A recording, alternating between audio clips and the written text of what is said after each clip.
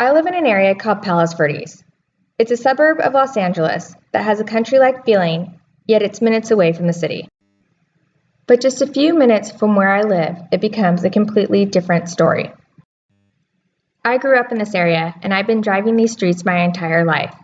Never have I seen so many homeless people. So for my final project, I decided that I wanted to see what was causing the homeless crisis straight from the people who were dealing with it directly. I packed up some bags of donations and convinced one of my friends to go with me to one of the nearby homeless encampments. When we got there, we met a woman by the name of Christina, who told us her story and introduced us to others. Is it okay if I video this?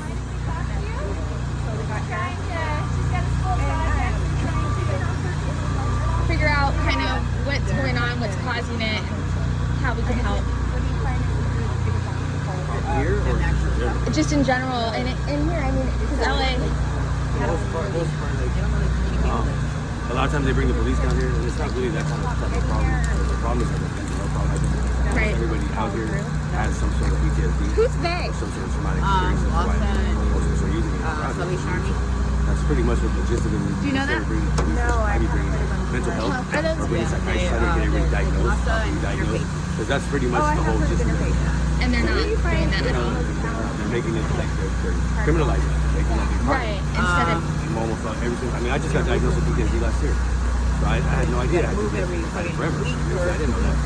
you got diagnosed with what? PTSD, post-traumatic stress disorder. Yeah, really. I mean, it affected me. I had no idea it affected me. So that I think most people out here have more of a medical problem. Right. That should be addressed medically instead of addressed criminally, because it doesn't make any sense to criminalize somebody that's medically right. not okay. You know in jail isn't going to solve the problem. We end up finding other ways to deal with things right. because we have to, not because we want to. Right. You know, but most of everybody here, the common thread is that everybody here has some traumatic experience, whether it be rape or whether it be anything, tons of stuff. But that's the common thread to everybody, male and female out here. That's the reason why most people are out here. So has there been any people like reaching out to try to help you guys? Or? Yeah, there's been some people that there's quite a few groups actually that come out and help. The community helps us a lot. The community is really gung ho about helping us. There's a lot of programs that are trying to help us, but you know, they're still not getting to the problem. That's the whole reason why it is the way it is. Nobody's addressing the problem. They're just putting the Band-Aid on it.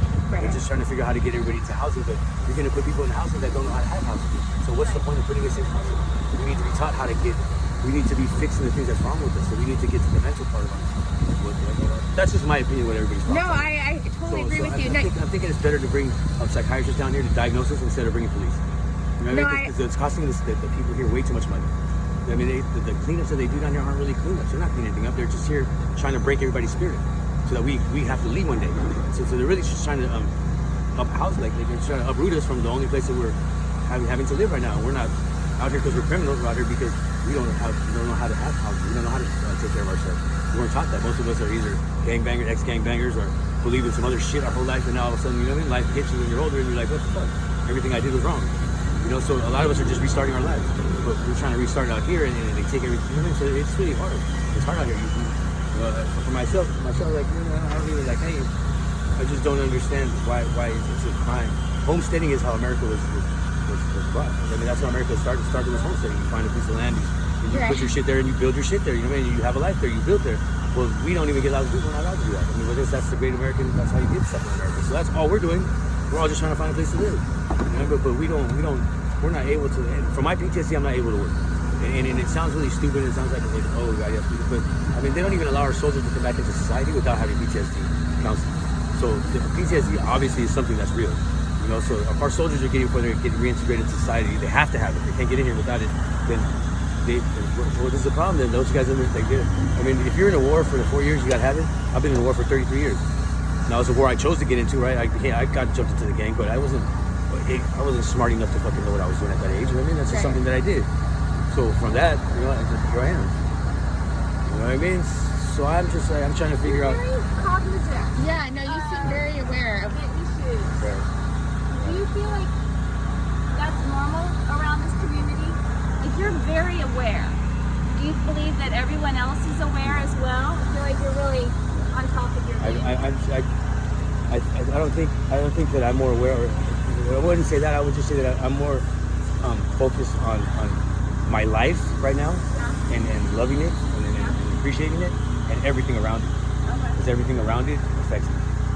So I have to. So in my search for my own personal like growth, it's allowing me to be like that with everything else. You know, for some reason. I don't know. How we can help, what's kind of going wrong. So how long have you been here? Probably 3 years. 3 years? And in this, where are you originally from? I'm from New York City. Okay, and how long have you been in California? Probably 24 years. Oh wow. So what is the biggest, like, how did this happen for you? Honestly, it all stems for me. It all stems from my birth certificate. I had a hard time getting it from because I fell through the foster care system. So my foster mom tried to go there with a copy and get it, but it didn't. I guess it wasn't enough or sufficient enough. So she passed away in 2011, and then after that, I was holding my own for a little bit. I had a couple of jobs working as a mover, a cold stone creamery, and then pretty much as when I was working for a moving company, I came down here thinking, because I worked in Anaheim, so I thought down there the cops are a little bit more nicer. They understand, I guess, homelessness a little bit more. But when I came to LA, it was a totally different ballgame. So me and my 3 kids and my baby, my girlfriend at the time, lived in a Toyota Paseo. I don't know if you know it, but it's smaller than a Honda Civic. So to me, it was a little bit rough, but my kids were happy and they liked that mom and dad were together at the time. But I had a lot of trinkets, like my baby bike right there, and I had a remote control car, and I got arrested for child endangerment, they called it, because I had the remote control car bolted to my dash, and I didn't have one of my kids in the car seat, and they charged me with child endangerment. I went to jail for a little bit. I lost my job.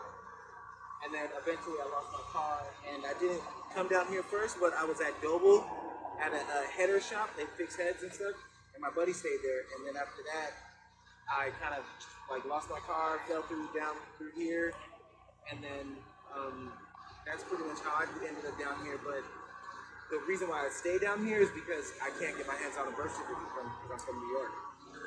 Documents. It's a document issue. Pretty much, it's the catch-21. The people at the DMV don't want to give me an ID, and the people at the birth certificate company want the ID. So somebody's got to do it first. That is so interesting. So you are willing to work then? Oh yes, I'd rather work than anything else.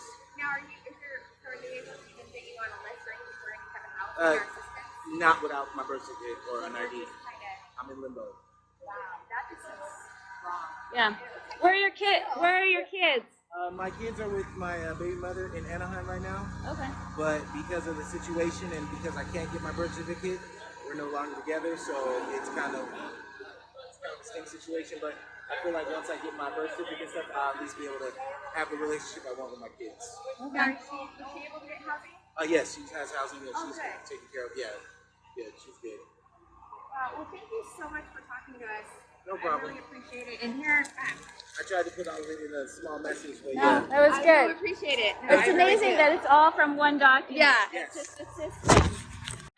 This is Lisa. Hi. So, Nice to meet you. and so how long have you been down here? Off and on for 5 years. Okay. And how old are you, if you don't mind me asking? I'm 30. And have you, like, what are kind of the obstacles of why you think you've been having a hard time getting help to find housing? For me, mental trauma from being raped. There's a lot of setbacks, like mental stuff. And no one's helped you? Not really. I kind of have to put myself in their path. Like I have to be like where I'm at right now, the tiny homes. I've had to be in their faces because they promised us when we first moved in there, oh yeah, within 90 days you're gonna have housing. Where are the tiny houses? Harvard College. Down Figueroa to the tunnel right across from the college. Oh, okay. Salvation Village. Oh, that's what it is. It's like the pallet homes. There's some right on the beach. There's some up north. They're actually really nice. So you're allowed to stay there at night? Yeah. But the obstacle I've run into over there is they will not allow a baby over there. Oh. So I got in their faces and I'm like, what do you guys need me to do? You know, I understand that I try not to dress homeless, I try not to look homeless, but you guys treat me like I'm homeless. Like, people around here are used to this lifestyle. I'm not. Neither is he. He's my baby daddy. We've been together 5 years. We're not used to it down here. This is not what we want for my child. Where were you originally from? Santa Barbara, Okay. way up there. And you just now, do you have any family that can help you? Nope. My dad passed away about a month ago. I'm a foster kid, so what little family I do have is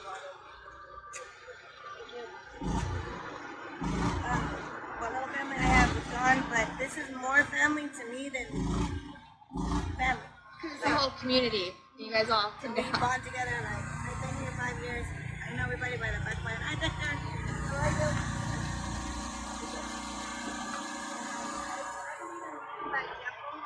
I let my life be a living example, and you can enforce the water, can't make them drink, preach the choir.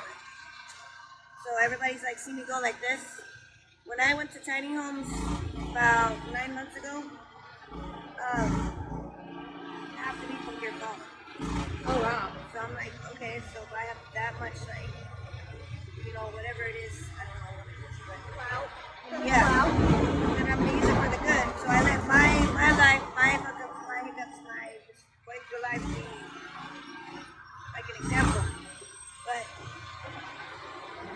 I've never been arrested out here. Right now I'm fighting a ticket for trespassing. I was walking my dog down in there. There's no sign saying I can't. Because I was homeless, I was profiled by the police. Really, but there's like doggy bags and stuff down there. But just because I'm homeless, yeah, I don't get it. So do they allow you to take your dog for that in the tiny homes? Yes, Oh, that's nice. I have my dog over there. I have my cat over there.